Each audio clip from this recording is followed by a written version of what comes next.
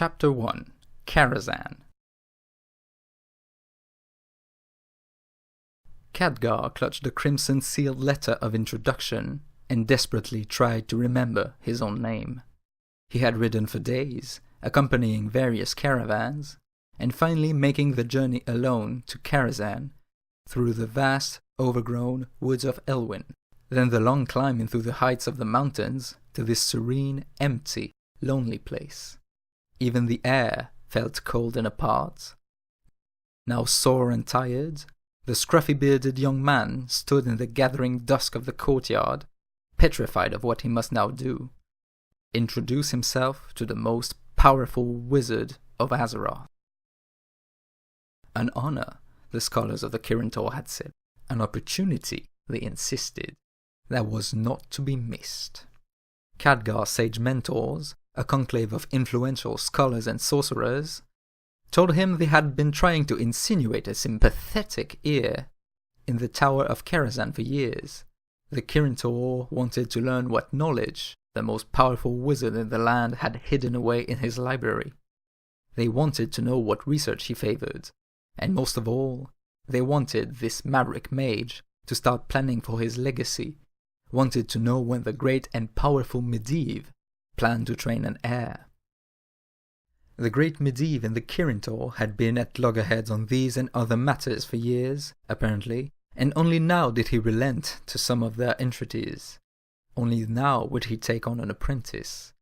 Whether it was from a softening of the wizard's reportedly hard heart, or a mere diplomatic concession, or a feeling of the mage's own creeping mortality, it did not matter to Khadgar's masters.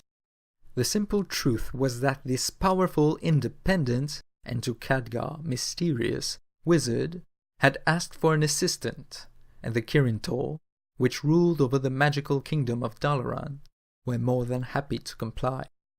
So the youth Khadgar was selected and shuttled off with a list of directions, orders, counter-orders, requests, suggestions, advice, and other demands from his sorceress masters. Ask Medivh about his mother's battle with demons. Ask Guzba, his first instructor. Find out all you can about elven history from his library, requested Lady Delph.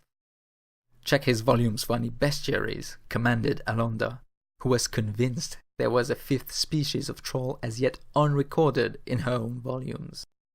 Be direct, forthright, and honest, advised Nolan, the chief artificer. The great Magus Medivh seemed to value those traits. Be diligent and do what you're told. Don't slouch. Always seem interested. Stand up straight, and above all, keep your ears and eyes open. The ambitions of the Kirintor did not bother Khadgar horribly.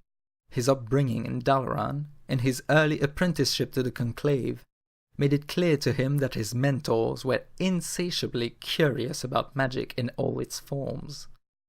Their continual accumulation, cataloguing, and definition of magic were imprinted on young students at an early age. And Khadgar was no different than most.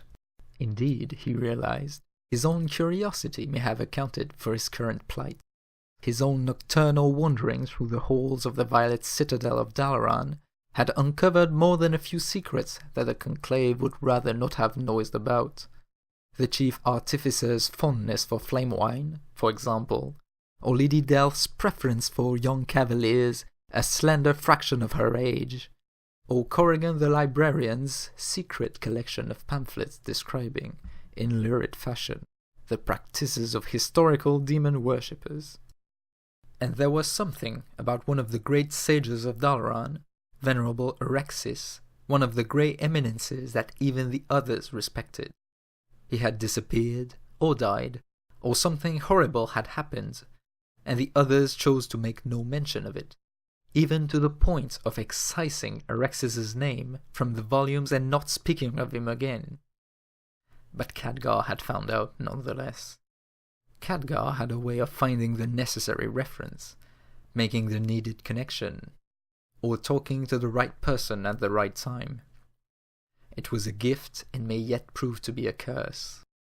Any one of these discoveries could have resulted in his drawing this prestigious, and for all the planning and warnings, potentially fatal, assignment. Perhaps they thought young Khadgar was a little too good at ferreting out secrets. Easier for the Conclave to send him somewhere where his curiosity would actually do some good for the Kirin-Tor. Or at least put him far enough away so he wasn't finding things out about the other natives of the Violet Citadel. And Khadgar, through his relentless eavesdropping, had heard that theory as well. So Khadgar set out with a rucksack filled with notes, a heart filled with secrets, and a head filled with strong demands and useless advice. In the final week before leaving Dalaran, he had heard from nearly every member of the Conclave, each of whom was interested in something about Medivh. For a wizard, living on the butt end of nowhere, surrounded by trees and ominous peaks, the members of the Kirin-Tor were extremely curious about him. Urgent, even. Taking a deep breath, and in doing so reminding himself that he was still too close to the stables, Khadgar strode forward toward the tower itself, his feet feeling like he was pulling his pack pony along by his ankles. The main entrance yawned like a cavern's mouth, without gate or portcullis. That made sense, for what army would fight its way through the forest of Elwyn to top the rounded walls of the crater, all to fight the Magus Medivh himself? There was no record of anyone, or anything, ever attempting to besiege Karazhan. The shadowed entrance was tall enough to let an elephant in full livery pass beneath. Overhanging it slightly was a wide balcony with a balustrade of white stone. From that perch, one would be level with the surrounding hills, and gain a view of the mountains beyond. There was a flicker of motion along the balustrade, a bit of movement that Khadgar felt more than actually witnessed. A robed figure, perhaps, moving back along the balcony into the tower itself. Was he being watched even now? Was there no one to greet him, or was he expected to brave the tower on his own? "You are the new young man," said a soft, almost sepulchral voice, and Khadgar, his head still craned upward, nearly jumped out of his skin. He wheeled to see a stooped, thin figure emerge out of the shadows of the entranceway. The stooped thing looked marginally human, and for a moment Khadgar wondered if Medivh was mutating forest animals to work as his servants. This one looked like a hairless weasel. Its long face was framed by what looked like a pair of black rectangles. Khadgar didn't remember making any response, but the weasel person stepped farther from the shadows and repeated itself. "You are the new young man," it said. Each word was enunciated with its own breath, encapsulated in its own little box, capitalized and separate from the others. It stepped from the shadows fully and revealed itself as nothing more or less threatening than a whip-slender elderly man in dark worsted livery. A servant. Human, but a servant. It, or rather he, was still wearing black rectangles on the side of his head, like a set of earmuffs that extended forward to his most prominent nose. The youth realized that he was staring at the old man. "Khadgar," he said. Then after a moment, presented the tightly held letter of introduction. "Of Dalaran. Khadgar of Dalaran, in the kingdom of Lordaeron. I was sent by the Kirin-Tor, from the Violet Citadel. I am Khadgar of the Kirin-Tor, from the Violet Citadel, of Dalaran, in Lordaeron." He felt like he was casting conversational stones into a great empty well, hoping that the old man would respond to any of them. "Of course you are Khadgar," said the old man, "of the Kirin-Tor, of the Violet Citadel, of Dalaran, of Lordaeron."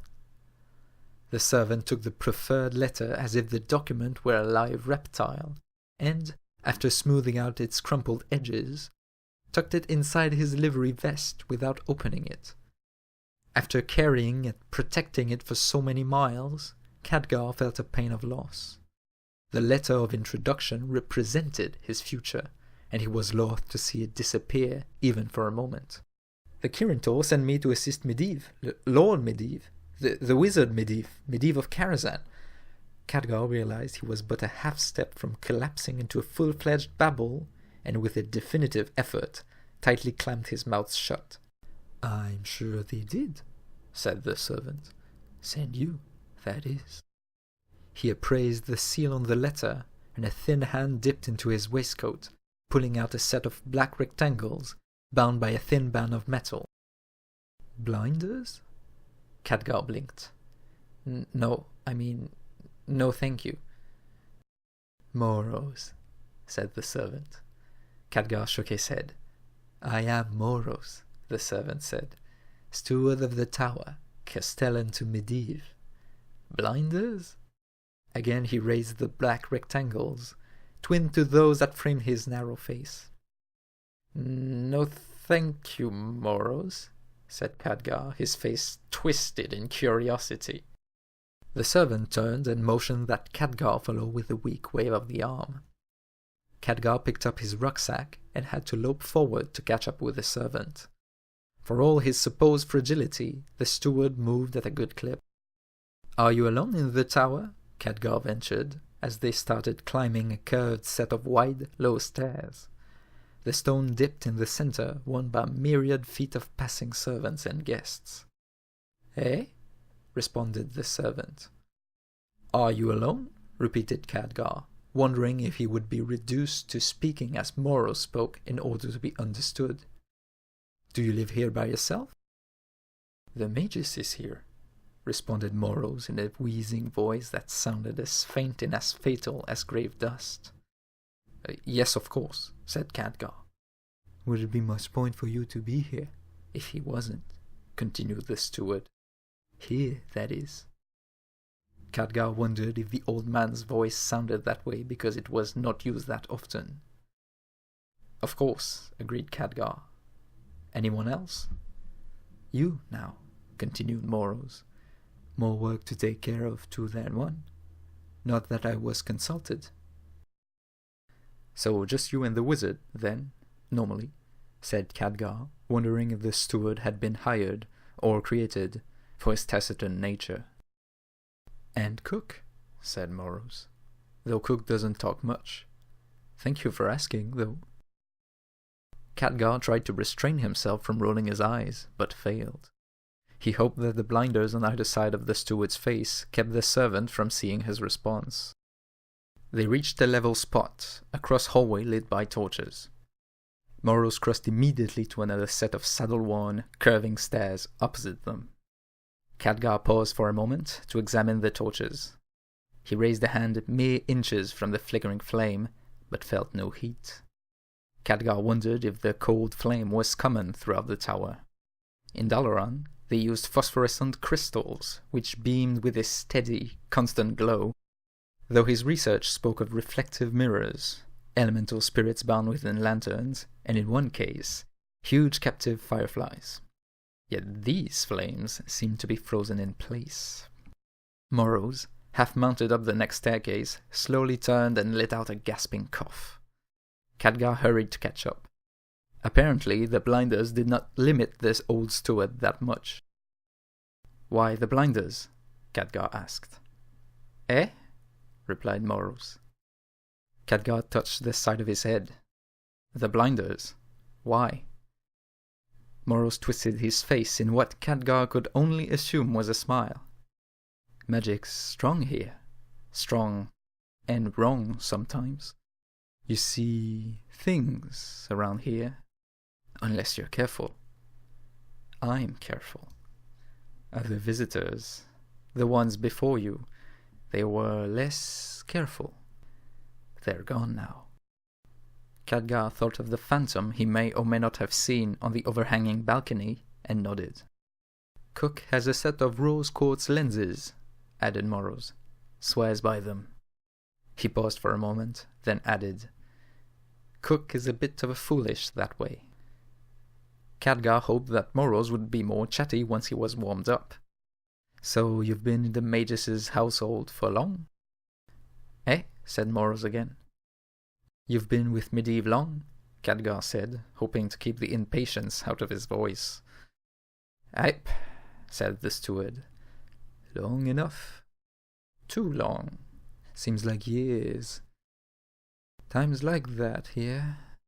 The weathered steward let his voice trail off, and the two climbed in silence. "What do you know about him?" ventured Khadgar finally. "The mages, I mean." "Question is," said Morrows, pulling open yet another door to reveal yet another staircase up, "what do you know?" Khadgar's own research in the matter was surprisingly unproductive, and his results were frustratingly sparse. Despite access to the Violet Citadel's Grand Library, and access to a few private libraries and collections, there was precious little on this great and powerful Medivh. This was doubly odd, since every elder mage in Dalaran seemed to hold Medivh in awe, and wanted one thing or another from him. Some favor, some boon, some bit of information. Medivh was apparently a young man, as wizards went. He was merely in his 40s, and for a grand bulk of that time, seemed to have made no impact whatsoever on his surroundings. This was a surprise to Khadgar. Most of the tale he'd heard and read described independent wizards as being extremely showy, fearless in dabbling in secrets man was not meant to know, and usually dead, crippled, or damned from messing with powers and energies beyond their ken. Most of the lessons he had learned as a child about non-Dalaran mages always ended in the same fashion. Without restraint, control and thought, the wild, untrained, and self-taught wizards always came to a bad end. Sometimes, though not often, destroying a large amount of the surrounding countryside with them. The fact that Medivh had failed to bring a castle down on top of himself, or disperse his atoms across the twisting nether, or summon a dragon without knowing how to control that dragon, indicated either great restraint or great power. From the fuss that scholars had made about his appointment, and the list of instructions he had received, Khadgar decided on the latter. Yet for all his research, he could not figure out why. Nothing indicated any great research of this Medivh's, any major discovery, nor any ground-shaking achievement that would account for the obvious awe in which the Kirintor held this independent mage. No huge wars, great conquests, or known mighty battles. The bards were noticeably sketchy when it came to the matters involving Medivh, and otherwise diligent heralds nodded when it came time to discuss his accomplishments.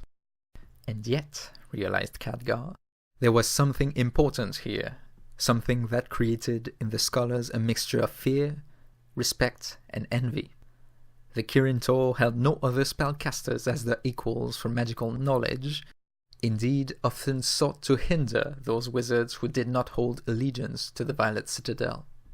And yet they kowtowed to Medivh. Why? Khadgar had only the smallest bits, a bit on his parentage. Guzba was particularly interested in Medivh's mother, some margin notes in a grimoire invoking his name, and mention of the occasional visit to Dalaran. All these visits were within the past 5 years, and apparently Medivh met only with elder mages, such as the now missing Erexis. To sum up, Khadgar knew previous little of this supposedly great mage he was assigned to work for. And, as he considered knowledge to be his armor and sword, he felt woefully under-equipped for the coming encounter. Aloud he said, "Not much." "Eh?" responded Morrows, half turning on the staircase. "I said I don't know much," said Khadgar, louder than he meant to. His voice bounced off the bare walls of the stairway. It was curved now, and Khadgar was wondering if the tower was truly as high as it seemed. Already his thighs were aching from the climb. "Of course you don't," said Morrows. "No, that is. Young people never know much. That's what makes them young, I suppose." "I mean," said Khadgar, irritated. He paused a moment and took a deep breath. "I mean, I don't know much about Medivh. You asked." Morrows held for a moment, his foot poised on the next step. "I suppose I did," he said at last. "What is he like?" asked Khadgar, his voice almost pleading. "Like everyone else, I suppose," said Morrows. "Has his druthers, has his moods, good days and bad, like everyone else." "Puts his pants on one leg at a time," said Khadgar, sighing. "No, he levitates into them," said Moros. The old servant looked at Khadgar, and the youth caught the slightest tug of a smile along the old man's face. One more set of stairs. The final set of stairs curled tightly, and Khadgar guessed that they had to be near the tower's highest spire. The old servant led the way. The stairway opened up on a small circular room surrounded by a wide parapet. As Khadgar had surmised, they were at the topmost tip of the tower, with the large observatory. The walls and ceilings were pierced by crystalline windows, clear and unfogged. In the time of their climb, night had fallen fully, and the sky was dark and strewn with stars. The observatory itself was dim, lit by a few torches of the same unwavering light as found elsewhere. Yet these were hooded, their lamps banked for observing the night sky. An unlit brazier sat in the middle of the room in preparation for later, as the temperature would drop toward morning. Several large curved tables spread around the outer wall of the observatory, decked with all manner of devices. Silver levels and golden astrolabes acted as paperweights for foolscap, or as bookmarks to keep ancient texts open at certain pages.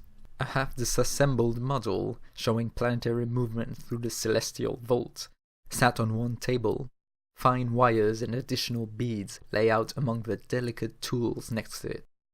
Notebooks lay stacked against one wall, and others were in crates jammed beneath the table. A map of the continent was stretched on a frame, showing the southern lands of Azeroth and Khadgar's own Lordaeron, as well as the reclusive dwarven and elven kingdoms of Khazmodan and Quel'Thalas. Numerous small pins bedecked the map, constellations that only Medivh could decipher. And Medivh was there, for to Khadgar it could be no other. He was a man of middling years, his hair long and bound in a ponytail in the back. In his youth, his hair had likely been ebon black, but now it was already turning grey at the temples and along the beard. Khadgar knew that this happened to many mages, from the stress of the magical energies they wielded. Medivh was dressed in robes simple for a mage, well cut and fitted to his large frame. A short tabard, unadorned by decoration, hung to his waist, over trousers tucked into oversized boots. A heavy maroon cloak hung from his broad shoulders, the hood pulled back. As Khadgar's eyes adjusted to the darkness, he realized that he was wrong about the wizard's clothing being unadorned. Instead, it was laced with silver filigree of such a delicate nature that it was invisible at first blush. Looking at the mage's back, Khadgar realized that he was looking at the stylized face of some ancient demon legend. He blinked, and in that time the tracery transformed itself into a coiled dragon, and then into a night sky. Medivh had his back to the old servant and the young man, ignoring them entirely. He was standing at one of the tables, a golden astrolabe in one hand, a notebook in the other. He seemed lost in thought, and Khadgar wondered if this was one of the things that Moros had warned him about. Khadgar cleared his throat and took a step forward, but Moros raised a hand. Khadgar froze in place, as surely as if transfixed with a magical spell. Instead, the old servant walked quietly to one side of the master mage, waiting for Medivh to recognize his presence. A minute passed, a second minute, then a period that Khadgar swore was an eternity. Finally, the robed figure set down his astrolabe and made 3 quick jots in the notebook. He closed the book with a sharp snap and looked over at Moros. Seeing his face for the first time, Khadgar thought that Medivh was much older than his supposed 40+ years. The face was deeply lined and worn. Khadgar wondered what magics Medivh wielded that wrote such a deep history on his face. Moros dipped into his vest and brought out the crumpled letter of introduction, the crimson seal now blood-red in the steady, unflickering torchlight. Medivh turned and regarded the youth. The mage's eyes were deeply set beneath his dark, heavy brows, but Khadgar was aware at once of the power within. Something danced and flickered within those deep green eyes, something powerful and perhaps uncontrolled, something dangerous. The master mage glanced at him, and in a moment Khadgar felt that the wizard had taken in his sum total of existence, and found it no more intriguing than that of a beetle or flea. Medivh looked away from Khadgar and at the steel-sealed letter of introduction. Khadgar felt himself relaxed almost immediately, as if a large and hungry predator had stalked past him without giving him a second look. His relief was short-lived. Medivh did not open the letter. Instead, his brows furrowed only slightly, and the parchment burst into flames with an explosive rush of air. The flames clustered at the far end of the document from where Medivh held it, and flickered with an intense blue flame. When Medivh spoke, his voice was both deep and amused. "So," said Medivh, oblivious to the fact that he was holding Khadgar's future burning in his hand, "it seems our young spy has arrived at last."